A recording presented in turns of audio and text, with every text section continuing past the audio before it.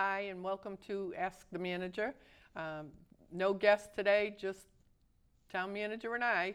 And so, as you know, there'll be lots of questions, and hopefully you'll be interested in what we have to talk about.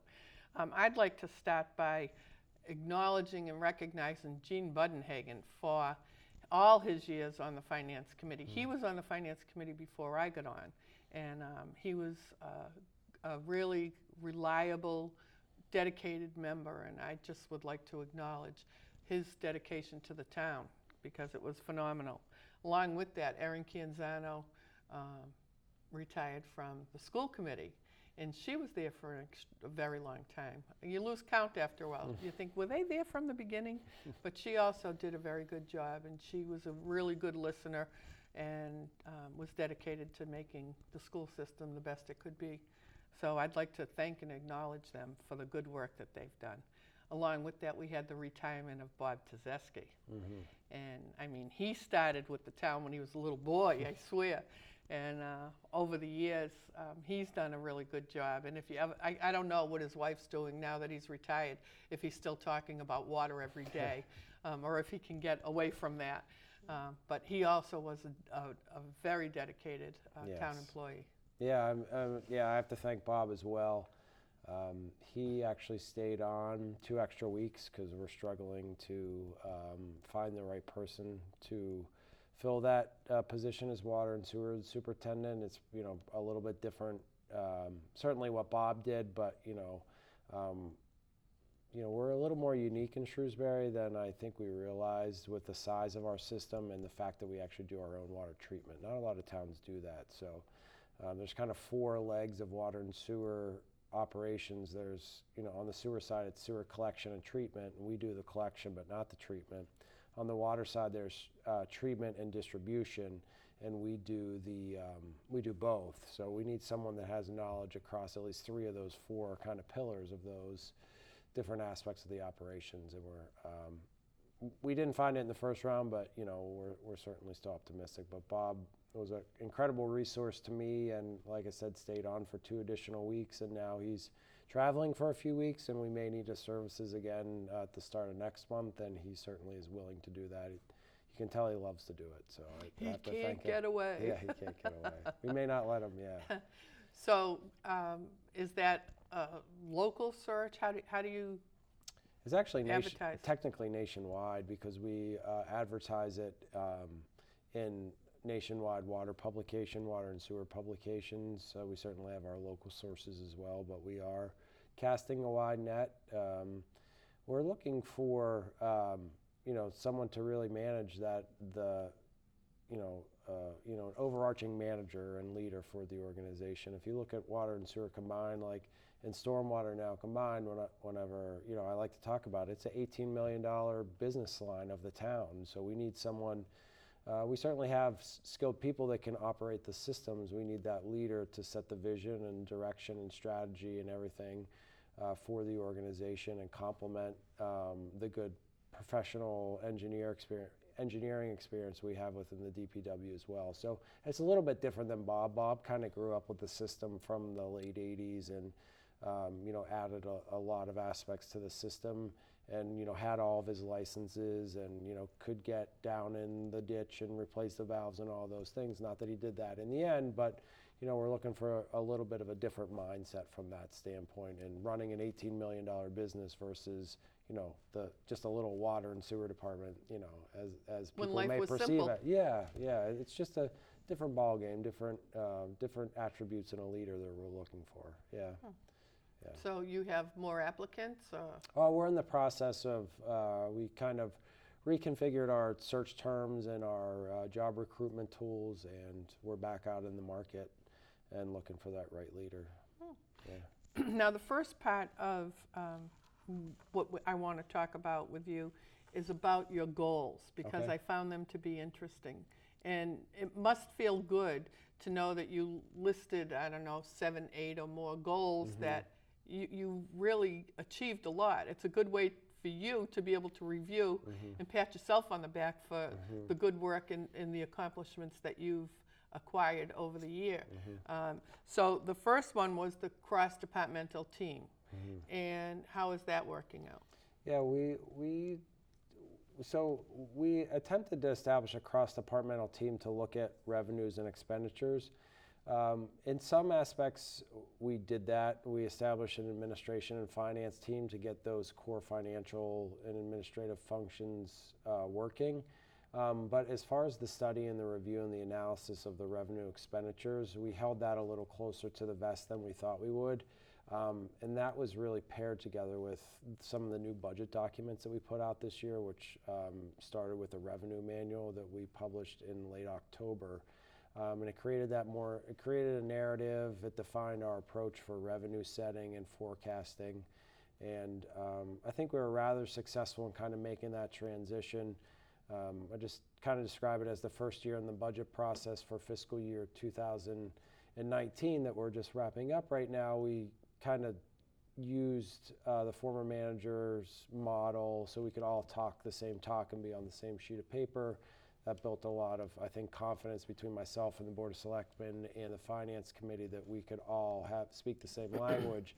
And now in the fiscal year 20 budget, which we're just going to start implementing on July 1st, we start to shift into some more of, I think, my thoughts and vision for how the budget should operate and will operate. And the revenue manual was really the first step in that direction. We put up a lot more narrative out there earlier on in the process, and we used some more, I guess, best practices and forecasting tools to establish that. So that was really the outcome of that first goal. And so that's a lot of change. So how is it being received? It's being received very well. I think, a couple thoughts or examples that come to mind. The superintendent, Dr. Sawyer, was really happy to get that number early, and I think that allowed him to have more comfort in his process, and it stopped or eliminated a big gap. He had a better understanding of where I was starting, and I was, I think, very clear with him that I didn't think that we were going to finish, much too different than where we're starting, because we're using all these processes to make our best estimate early in the process, and we're not going to be making a bunch of changes throughout. So that's kind of my first test. And then, much more recently, we actually just did a big bond rating presentation, which we could get into details later if you'd like. But, the bond rating agency we use is Standard & Poor's Global Rating Services, and they're actually very impressed about the level of detail that we went into and the models that we use for forecasting. So I was happy that they acknowledged our efforts on that front. Ultimately, we don't know if we'll achieve it this year, but we're going to submit our budget document to the Government Finance Officers Association to see if we can get their Distinguished Budget Presentation Award. And that's kind of like the hallmark of hitting, all their main goals of budget document that, both describes what you're doing numerically and with narrative, and ties it in with the organization structure and the goals of the overall organization. So I don't know if we're there yet or not, but we'll get good feedback and continue to improve the process for next year. So just on that one goal, shows that the town manager's office is more than just what it used to be. And I mean 20 years ago, 30 years ago. I mean, that's evolved over time too. Absolutely. And the expectations of what happens through the town manager as far as finance goes. We just would balance the budget and be sure that it was balanced, and you've now taken us to the next generation. So that's pretty interesting. It'll be fun to watch from afar. So then another goal was related to monthly billing, which you did not take on at this time. Yeah, so Why don't you talk about that? Yeah, so monthly billing is related to our water and sewer bills, which we have historically sent out quarterly. And our ultimate goal behind this goal was to begin to look at water readings more frequently, to be able to kind of drill down into the numbers, because we still have that large unaccounted for water number, where about 30% of the water that we pull out of the ground and goes through our first meter, we can't correlate that out through all the meters in residential homes and commercial establishments, and we can't tie those two numbers together. So we're pulling more water out of the ground than we are accounting for through our end users. So The thought behind monthly billing is we can understand trends and identify anomalies at various metering phases throughout our system to see where that unaccounted for water may be. But throughout the course of the year, we brought the new water treatment plant online. We continued to have quality issues, mainly related to the change in the chemistry. Not that we're putting,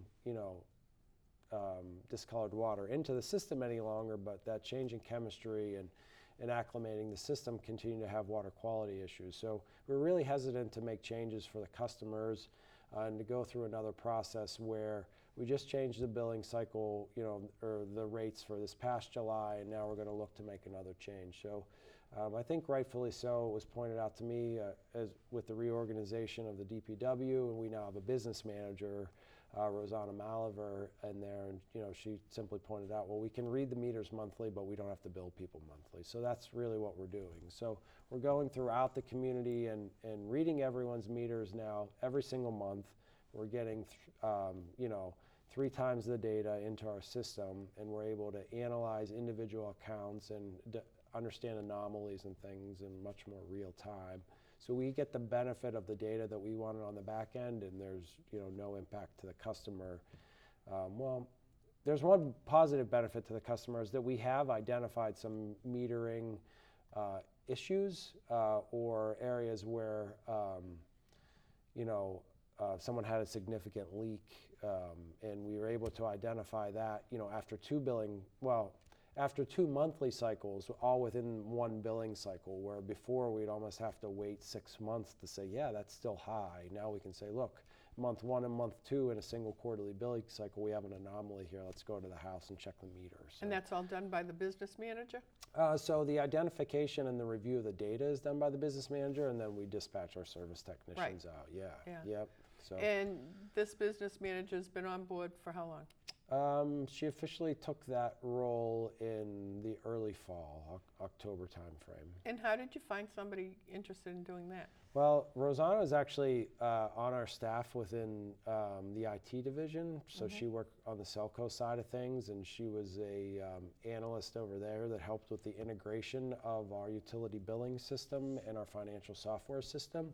So she has that great analytical mindset and can dive deep into problems. And she also understood and is obviously continuing to learn, but had a baseline understanding of how our utilities operate. And especially on the financial end, whenever her role is really looking at the true business and accounting of our utility operations, from customer service through accounts payable, accounts receivable, and then all the systems and processes that goes to pull that all together. So she was a candidate, that we interviewed. We interviewed both internal and external candidates, and she certainly was the most advantageous, and she's doing very well in that role. So great. And it'll continue to evolve. It's still some growing pains in the reorganization of the DPW, but when you do something for, a few decades and then you try to change it, it takes a little while. It does. So you mentioned IT. Now, IT is like the core of all of our departments Has become that, yes. So what would you like to say about what you did in that area? Yeah, so we really took a step back, and we did an analysis of all of our software applications and our core hardware devices and appliances that we use to service town operations. And the goal is to both understand and control our environment and then build a plan. Software, updates and what used to be, every 5 years or every 10 years, a software update would come out. We're now dealing with them every 6 months or 8 months. So first we had to set the lay of the land so we could understand the full landscape of how our system operates. And now we're looking at each one of those systems and trying to plan for major system upgrades, in complementary years. So we're not going to take on any major enterprise-wide system that either touches more than one department or all departments. We wouldn't do 2 of those systems at a time. For everything from phones to, our accounting software, or our accounting system is now all computer-based. So we need to make sure that we're not relying upon software that no longer has support from its vendors, that we have the right licenses in place, and it's kind of really, like I said, laid the foundation for all future decision making. And what really came out of that is we decided that we probably could have been better in rolling out some of our software packages that really impact all town departments if it wasn't quote unquote owned by a single department.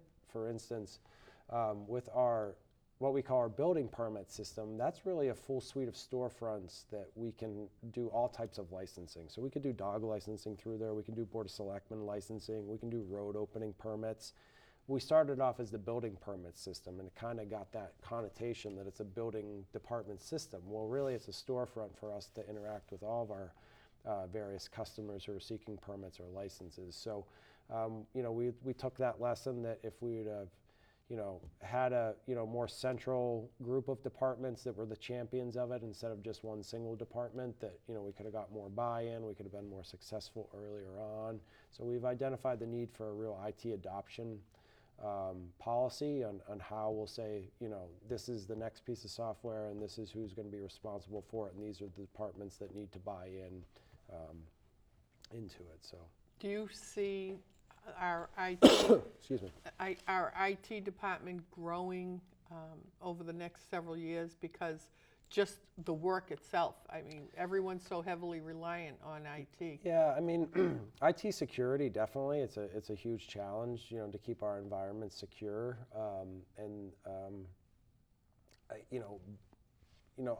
Our core function won't need to grow that much, but our expectation on every new employee and every employee that we have is going to be different, in the future, because, kind of like, anything science, it's a sequential and iterative process. So now when we're hiring people, we just have a different level of expectation of their baseline knowledge, what they're going to be able to know to do. You're going to be able to update the website, and that used to be the niche of one or two employees. Now Right. It's like, every admin assistant needs to be a lead within their department to update their website and keep the public informed. So it's, both, center core for security, but then throughout all the departments is where the changes will probably be. In Long and Coming, you made changes as far as human resource management. Yep. So why don't you talk about that? Yeah, so we hired the first central human resources employee for the town, Christina Anderson, who's our HR coordinator. And the role of that position has been pure coordination, as it says right now. So the town manager and the assistant town manager, before bringing this position on board, would be if there was central management of an employee being hired, it was done for the town manager, assistant town manager, so it strained our office to schedule interviews, review resumes, make that first cut from 60 to 30 or, whatever it is, depending on the popularity of the position. So it not only strained the manager and the assistant manager, strained our staff and kind of pulled us away from other things that we were doing. So this position is, spent a lot of hours developing processes. And well, let me go back to that. So then the opposite of that is if it didn't strain us, we'd have a department head that walk in and say, hey, I just hired this person.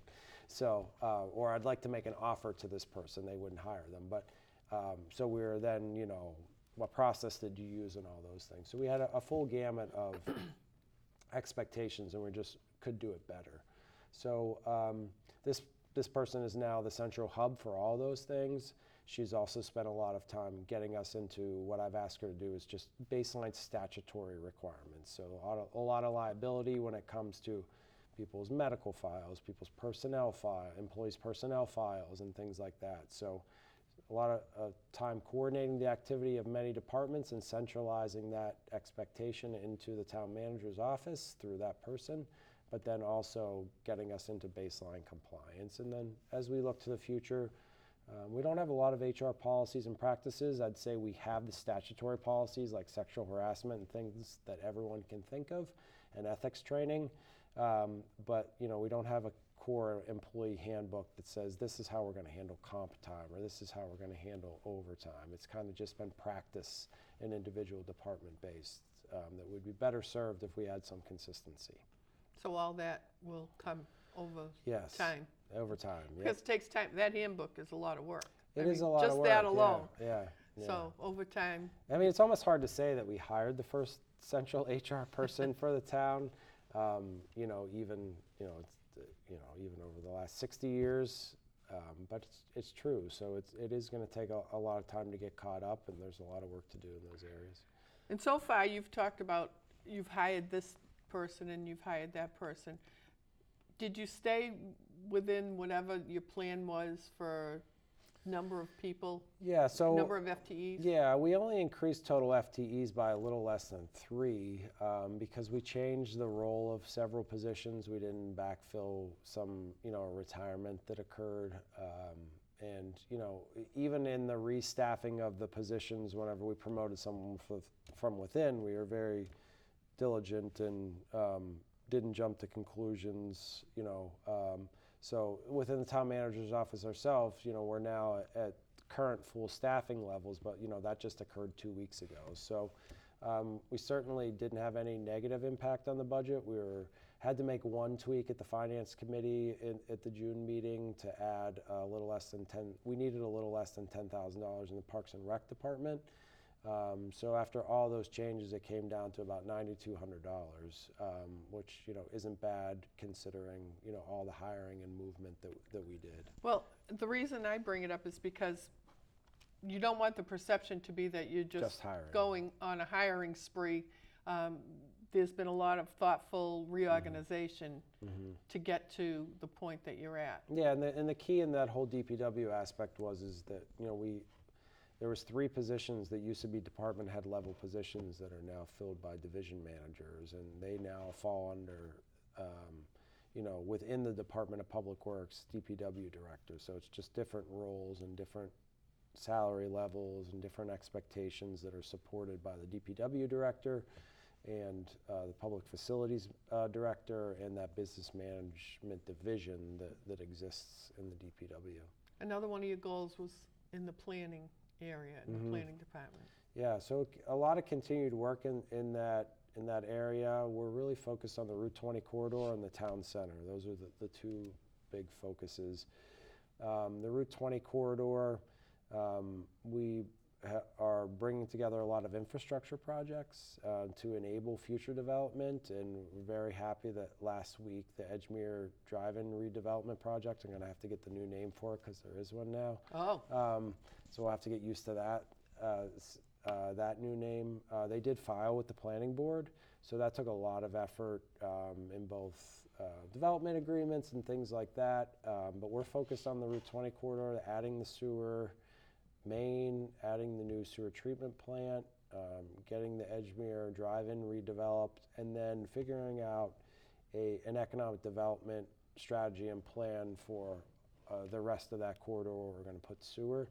I'm not saying that overnight people are going to become more interested, but that is the goal of sewering that whole corridor, is that you have a lot of lower intensity uses. You have a lot of trucking industry that are okay, and property values are low enough because they can't really be developed, that they just take 20 acres of land or 5 acres of land and park empty trailers on it.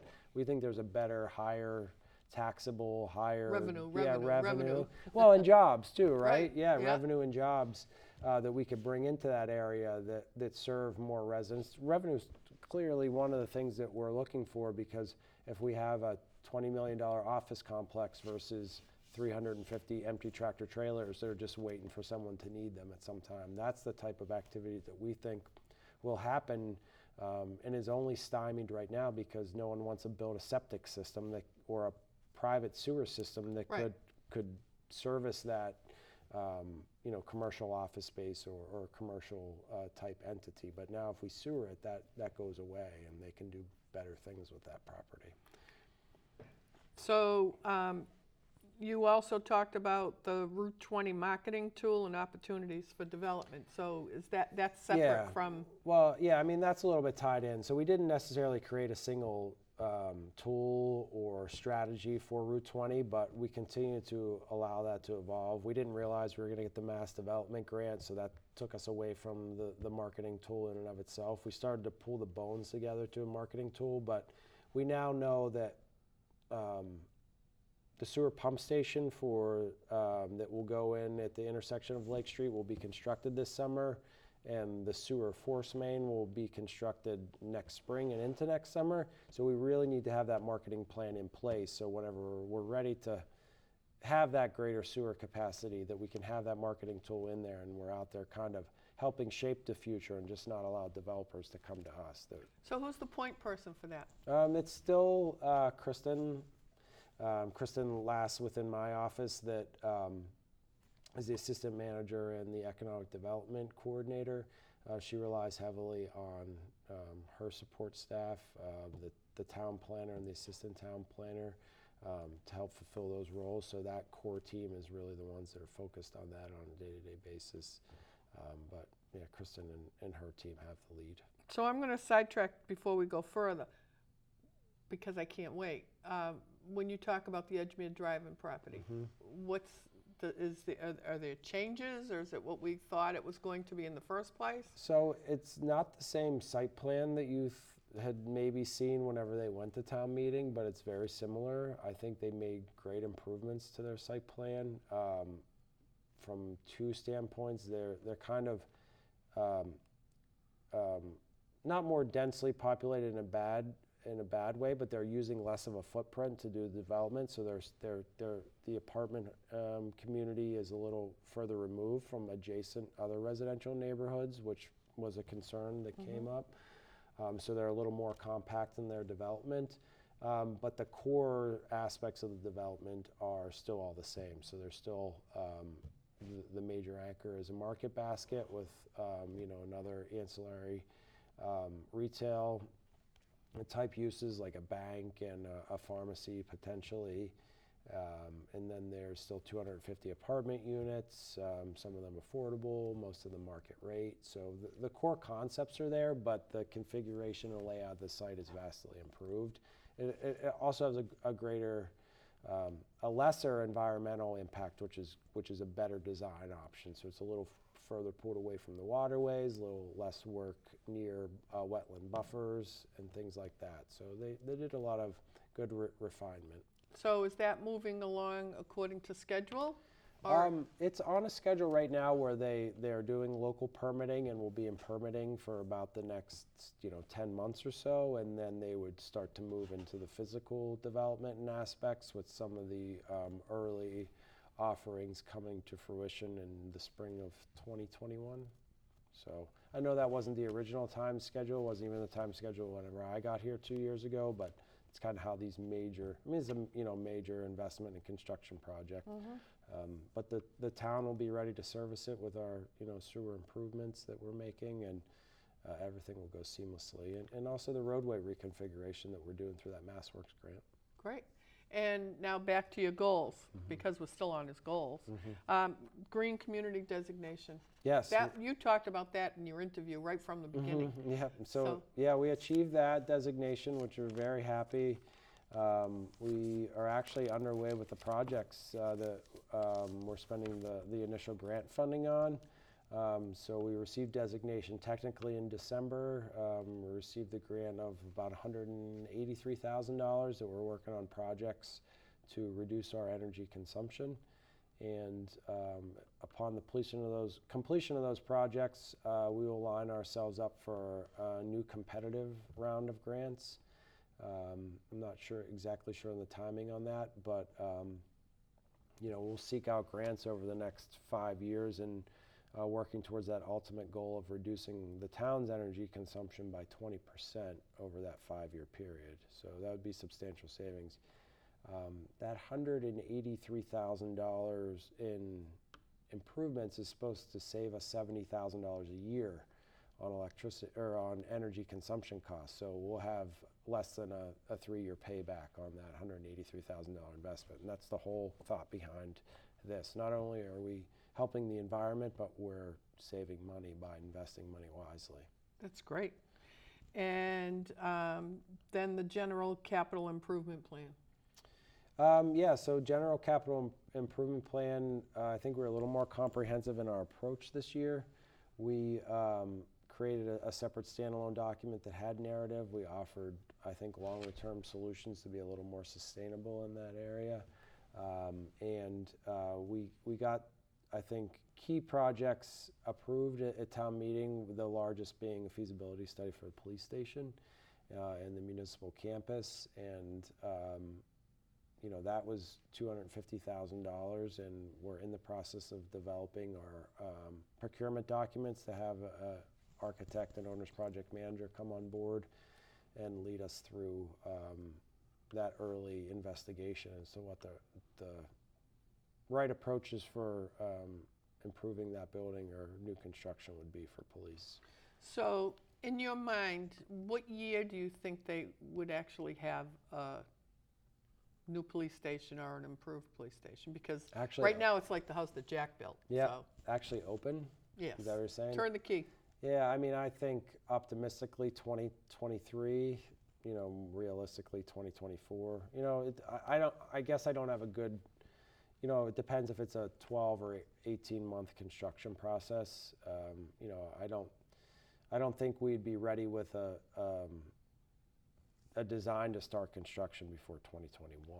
So is it safe to say no other building projects will jump ahead of this? Yeah, no. That this is it? Yeah, This is the way that you're one's headed. already moving, into the preliminary design, but there's nothing, no. Nobody's cutting line. No one's cutting line at this point. I Which know is- they've been it- cut before. Yeah. Well, I mean, I've heard from people outside of this town Mm-hmm. that they've made comments about the needs for the police station and for the improvements that need to come. Mm-hmm. So it's apparent.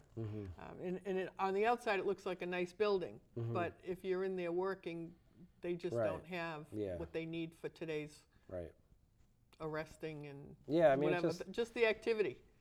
it fits in with the campus, so I think it Looks doesn't get nice. lost in the campus, but yeah, it gets the benefit of being on the overall campus. If you took that building and set it aside somewhere by itself, then it probably would be more striking and noticeable that was Yeah. the Shrewsbury Police Station. Yeah. So, town manager evaluation 2019 was very positive. Yes, it was. What thankfully. would you have for comments about that? I mean, first of all, it's on television. The last thing I think anybody would want is to have their evaluation to be so public, whether Yeah. it's good or bad. Right. Yeah. I mean, it's an awkward situation. I'm very appreciative of the Board of Selectmen's effort that they put in throughout the course of the year. I can promise you that I'm receiving feedback from them, daily, weekly, hourly, however it is, all in a good way. But Oh, that's right. Mo's retired now. Sorry, Mo. All the work that they do put into the review process, I was very appreciative, and their outcome obviously was very favorable for me, which I'm glad to hear. And like I told them at the meeting, that just makes me excited to continue to want to refine it. We run borderline on the edge of chaos in that office every day, and that's the nature of the work. It's also the nature of the work to be reviewed in public, so it's something that that I certainly accept and appreciate everyone's comments and feedback that I received throughout this process. But certainly very rewarding whenever things go well, and certainly not just my work that goes into make it going well. It's not it's Kristen Lass's work. It's everyone in my office and then across all those departments, because as we talked about, those goals range across almost every department. Right. And it's steering the ship and keeping things moving in the right direction. Well, I'm impressed with how quickly your office went from everybody seemed new and everybody seemed like, oh, this is an office of kids now because everyone's retired. But they've all stepped up, and they've really made the department a strong place for the town manager in a very short period of time. Yeah, they're all tremendous professionals. Yeah, certainly below average in age, I think, still within the organization, but highly skilled. Both formal education and their experience. They're all great people and work really hard. Yep. So congratulations on your evaluation, you. and congratulations to everyone in your office, and congratulations to everyone who's working for you, because the town's really come very far very quickly. Yeah. So I think that's amazing. Now, the EMS personnel were honored, and I have to read what Chief Vona stated for comments, because they had a National EMS Week, and they received on an average of about 60 calls a week. And his comment I thought was impressive. He says, essential component of our efforts to serve the people of Shrewsbury and protect their health and safety. So I just think that really describes it. They're people who you don't really notice unless you need them. And then when you need them, you're thankful that such strong professionals come through the door. Anyways, you have a wiring inspector service with an intermunicipal agreement. And how's that working? How is that coordinated? Yeah, so that, you know, we do wiring inspections now through the building inspector's office, which I think is the right place to have it. It used to be done through Selco. So I think just, you know, which if you look at the equivalent, you know, with my background, that'd be like National Grid being the wiring inspector within any town. And it's not because it's a conflict of interest, but I just think that it's better served in our building inspector's office, because then we can coordinate things better on all the projects. So I think it's going really well, and this agreement with Westboro just kind of recognizes the fact that Selco had this whole slew of skilled and qualified licensed electricians that we could rely upon for inspections we were needed. But now that we have kind of drawn that line between the electric service provider and the regulatory arm in the building inspector's office, we hired a full-time wiring inspector, but we will allow him to go on vacation and be out of town on weekends. And you know, because some folks may forget that the building inspector's office is very much on call 24/7. If there's a fire or a motor vehicle accident that impacts power to a residence or a business or something like that, we have to send building inspector, potentially wiring inspector and plumbing inspector to the scene to assess the future occupancy, you know, the immediate occupancy. Can it still be occupied? You know, was the gas meter hit? You know, is the electricity out? Do we need a new service panel? Those folks respond 24/7 to make those decisions in the field during incidents. So just recognizing that 24/7 aspect of the operation, we entered into this agreement with Westboro, where we have reciprocal services, especially for planned vacations, and then we'll have some other contracted staff. So there's not one inspector for both towns. There's not. There's shared service in coverage. That's right. Yep. So they at least can go away peacefully. And That's correct. Okay. Yep. That's good. Now you have a pavement rehab plan for sidewalks, et cetera. Are we really going to get sidewalks in places where they've been needed for a long time? Well, that's the hope. With the Mass DOT Complete Streets program, whenever we are investigating roadway improvements, and especially if we want to qualify for state funding, we have to pursue the Complete Streets approach, which includes all modes of transportation, including pedestrian activities. But for several years now, we've been required on any time we're making roadway improvements that we have to add in handicap accessibility standards into all intersections and curb cuts and crossing areas. So we are hoping to be more proactive with the sidewalks that we have been in the past. It is a function of how much capital we can afford to dedicate to those. Because we just always would let that slide Yeah. because it was something we could get away with for a while, but I think it's catching up with us. It Traffic is, and right. pedestrians. And Expectations the and safety, right, Yeah. exactly. Main Street, West Main Street, Yeah. lots and lots of work, lots and lots of Yep. construction. Yeah. What's the update on that? There's Yeah. pavement and lines, but is Yeah. that's not the final pavement? It's not the final pavement, but boy, it looks a lot better than it did a few And weeks ago. it's much easier to drive on it. It's not too. a gravel path Yes. as it was for a couple weeks. Yes, and I bet the neighbors are happy. Yeah. So we are, that is not the final coat of pavement. We are still working on some aspects of the signal with Old Mill, and we're still setting curbs and doing sidewalk and other structures adjacent to the roadway, and that will continue throughout the summer months, and then it may go dormant for a month or two or 6 weeks, and then we'll be in to do the final coat of pavement in October. So we're going to let this binder course settle itself out and identify any issues or areas that we need some additional reinforcement, and then we'll come in and raise up all the structures on a final basis and put the final top coat on. Asphalt's come so far, and it's,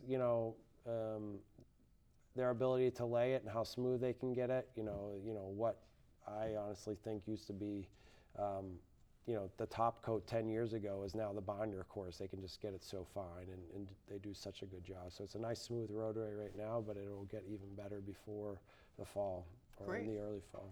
And do you know what's happening over at St. John's? There's a lot of construction over near their ball fields. That's a field house for them, Oh. and it'll be constructed there, and so it'll just complement their sports activities.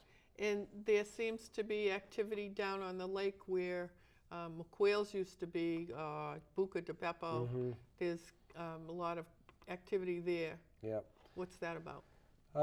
That is some just minimal code requirements that the town has compelled the owner lessee that's on the hook for the maintenance of that site to bring it up to standard from general life safety issues, even though it's vacant, not being occupied. If there is ever an incident there, if they want us to respond to preserve their asset, the fire department won't respond if it doesn't meet minimum life safety.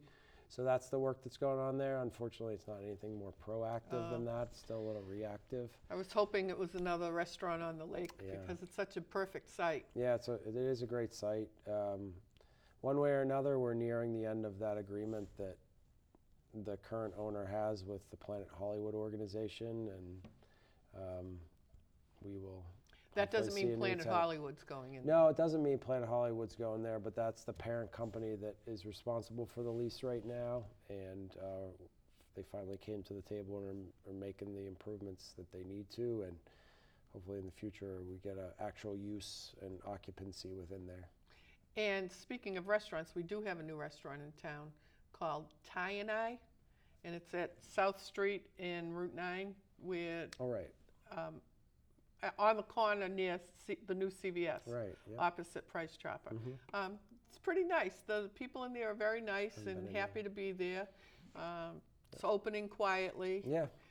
but another Yeah. Nice owner source came of into the board. restaurant tax. Right. I just look at the. Yeah. Yep. How is the revenue, or how did it turn out this past year? Because now we had the full year of Lakeway and. Yeah, I don't know from a percentage standpoint that I can say off, but I think from overestimate, I guess I can say it, we're about 25%, because I know at the end of the third quarter we met our budget expectations in the meals tax, so that means we'll be about 25% over budget on the revenue, which is stronger. We'd like to be somewhere around 7 to 10%, based off our estimates. So that tells me there's some significant growth in that area. So yeah. Good. Yep. That's good, because that's what we want.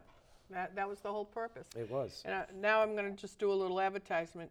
The Senior Center put out a cookbook.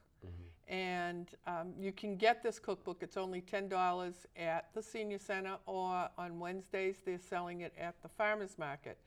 And I have to just say, I did put a few recipes in here, but I only put the ones that were short and simple. But it's a nice cookbook. I was pleasantly surprised when I got it. They did a really good job. And I know from doing cookbooks with other organizations that it was an incredible amount of work. And they did a good job. So not too early to think of Christmas gifts, and it's only $10. So you get a bargain. Okay, back to work here. Wind. We've had so much wind. Did we have much wind damage around town? I haven't heard anything from any significant events from Selco or any highway operations. So I'm gonna say if there was something significant, I would have been made aware of it, but we didn't have any major power outages. I noticed that in different places there are like big branches that come absolutely, across the road, but yet the tree's probably fine and the branch is fine, but it just seems odd that this branch is, still up with all the wind that we've had. And speaking of that, a lot of people, including me, comment on where it's difficult to see when you, like at the corner of Old Mill Road and Harrington Ave, where Old Mill, right near the corner of the pond, trees have grown. So you can't see the cars, oncoming cars. And if they're coming a little fast, you don't see them till the last minute. Is there a place where to call, or why Yeah. is that not obvious? So it's highway. Yeah. And we are about to, once we get into July, we will be doing what we did last year, which is renting equipment to maintain the brush along the towns right away and trim everything back, kind of midsummer, as soon as we can. This is the time of the year where it is a little more challenging. In some ways, we've got to kind of let it grow and then make it worth our while to trim things back. I'll just do my reminder that, if you have a bush or a shrub or something at the edge of your property, that, now's the time to check that as well, because you may not drive on that intersection or that aspect of the roadway, but it certainly is very helpful, and you're probably better at trimming your own bushes than we are. Yeah. Another chronic place is right at the corner of Gale Ave and Maple Ave. You can't look to the right or left without having to come out onto the road a bit. And so, and that one is right at the crosswalk with the big flashing lights. So it's more difficult even for the, people crossing there to be that much safer if there's such a thing for a pedestrian these days.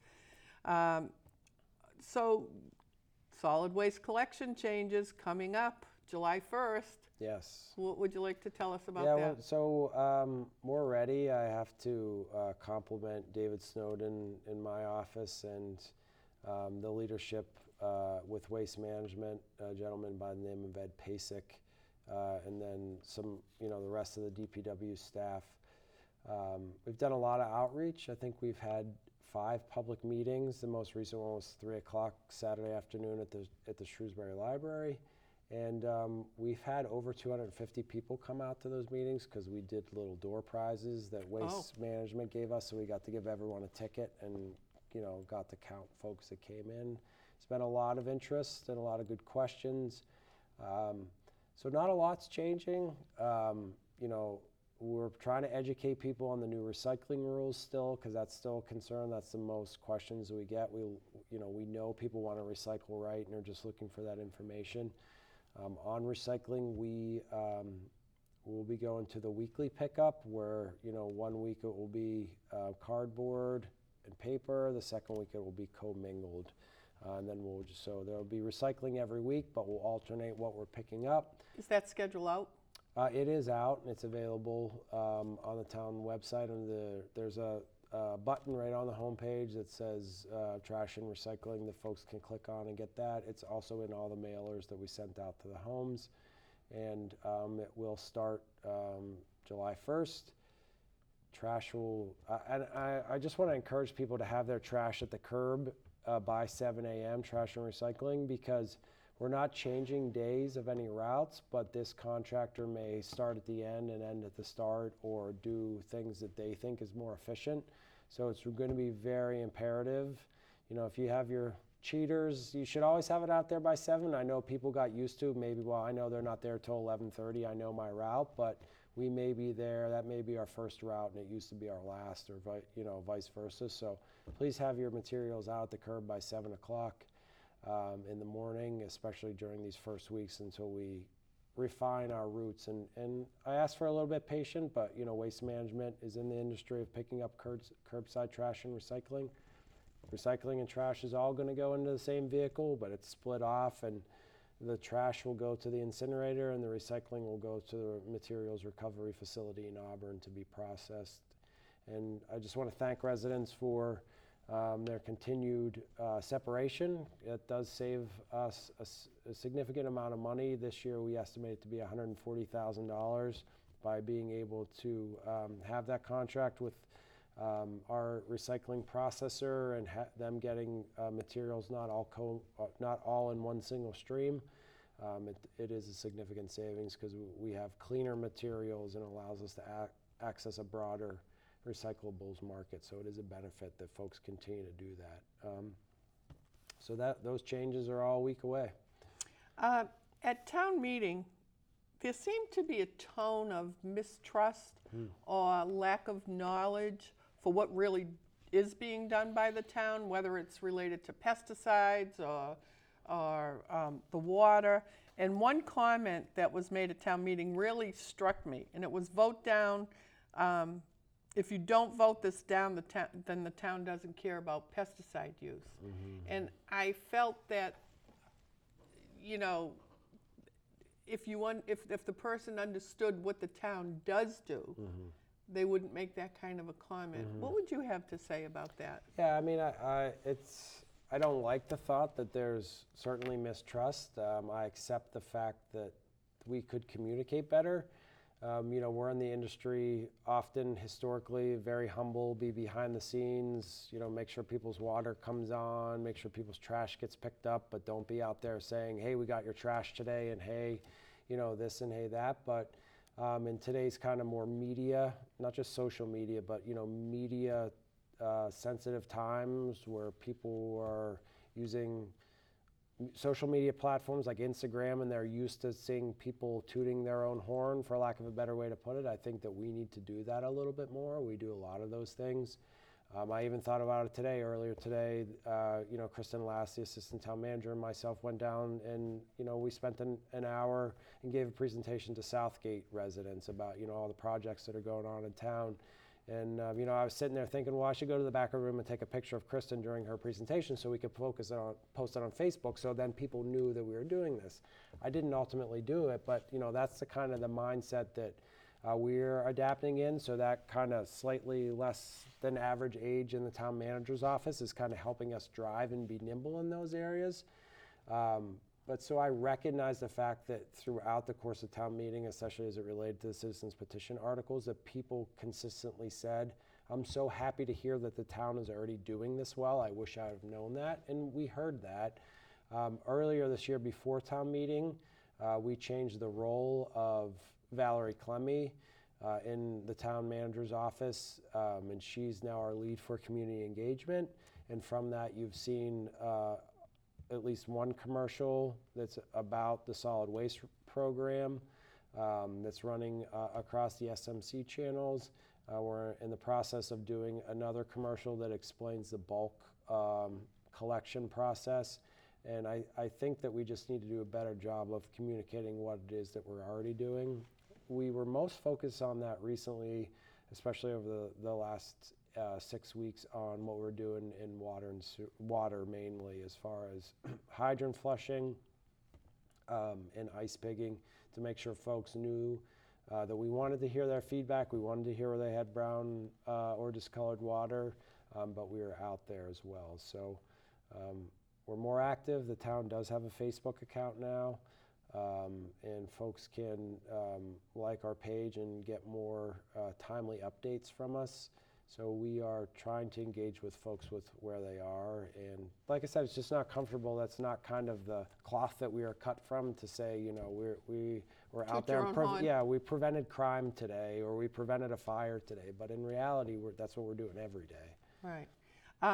Now, the Boathouse property, someone was talking about maybe we should sell the Boathouse property, and I thought, don't sell it. But the other part to that is, you know, I'm afraid to have the town be liable for swimming.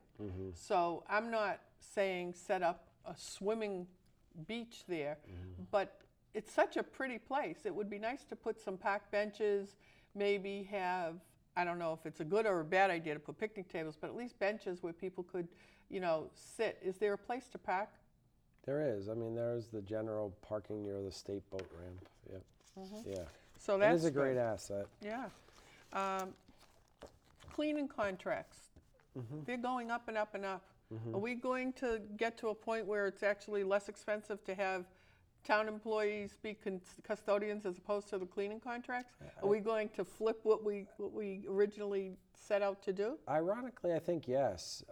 We are at a point right now where the next cleaning contract, you know, they're very well, and Bob Cox set them up so they're kind of one contract expiring every year. So we always have the opportunity to both judge vendors and bidders, and, you know, kind of not run ourselves through the ringer and doing all buildings all in a single year. So the next building that comes up is the high school, And that's significant dollars, and we're actually nearing the point of doing an analysis on that to see, and maybe it's not we go 100% contracted to 100% internal. Maybe we hire one additional staff member and save, $150,000 and have, full benefit costs, in the $70,000 range. So those are the opportunities that we are reviewing and looking to exploit.